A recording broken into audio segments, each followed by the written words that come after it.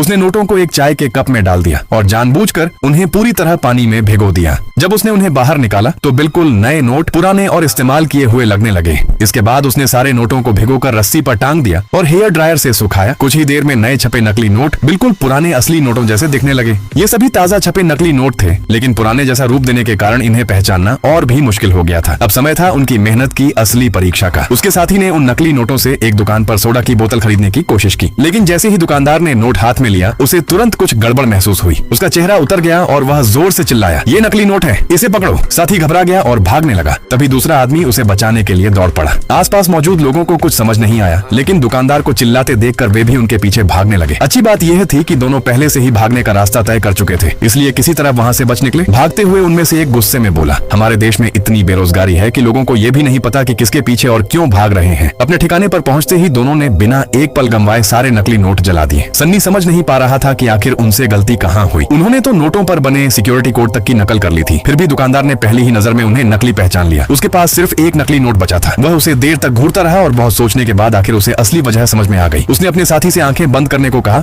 और उसके हाथ में 3 नोट रख दिए। फिर पूछा, बताओ इनमें नकली कौन सा है। साथी ने बिना देखे सिर्फ छूकर ही तुरंत नकली नोट पहचान लिया। तभी सन्नी को समझ आया कि उनकी सबसे बड़ी गलती कागज थी। असल नोट किसी साधारण कागज से नहीं बल्कि खास तरह के कॉटन पेपर से बनाए जाते हैं। उनका स्पर्श आम कागज से बिल्कुल अलग होता है। जो लोग रोज पैसों का लेन देन करते हैं वे सिर्फ छूकर ही असली और नकली नोट में फर्क समझ जाते हैं।